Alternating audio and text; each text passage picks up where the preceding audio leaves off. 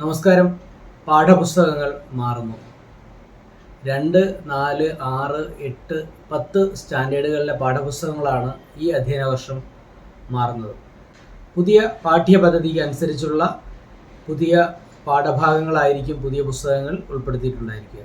കഴിഞ്ഞ അധ്യയന വർഷം 1, 3, 5, 7, 9 ക്ലാസ്സുകളിലെ പുസ്തകങ്ങളാണ് മാറിയിരുന്നത്.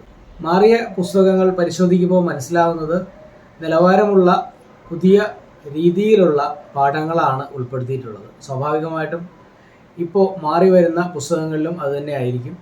അപ്പോൾ നമ്മൾ കൂടുതൽ ശ്രദ്ധ ചെലുത്തണം. കുട്ടികളുടെ പഠന നിലവാരം ഉയർത്തുന്ന രീതിയിലുള്ള പാഠഭാഗങ്ങളാണ് ഇപ്പോൾ പുതിയ പുസ്തകങ്ങൾ ഉൾപ്പെടുത്തി വരുന്നത്. ഇപ്പോൾ വരാൻ പോകുന്ന SSLC ബാച്ചിൻ്റെ പുസ്തകവും മാറുകയാണ്. നിങ്ങൾക്കറിയാം, പാഠഭാഗങ്ങൾ മാറി വരുമ്പോൾ പുതിയ പാഠ്യപദ്ധതിക്ക് അനുസരിച്ച് കുട്ടികളെ ട്രെയിൻ ചെയ്യിച്ചില്ലെങ്കിൽ അവർക്ക് പഠനത്തിൽ മുന്നോട്ട് വരാൻ ബുദ്ധിമുട്ടായിരിക്കും. ഈ ഒരു സാഹചര്യത്തിൽ സമാന്തര വിദ്യാഭ്യാസ സ്ഥാപനങ്ങളുടെ പ്രസക്തിയും വളരെ വലുതാണ്. സ്കൂൾ ക്ലാസ്സുകൾക്കൊപ്പം കുട്ടികൾക്ക് ഒരു സഹായം എന്നുള്ള രീതിയിൽ ഇനി വരുന്ന കാലയളവിൽ സമാന്തര വിദ്യാഭ്യാസ സ്ഥാപനങ്ങളില്ലാതെ പഠന നിലവാരം ഉയർത്തുക എന്നുള്ളത് ബുദ്ധിമുട്ടേറിയ ഒരു സാഹചര്യമാണ്. ഇനി പാഠഭാഗങ്ങൾ മാറിയാലോ?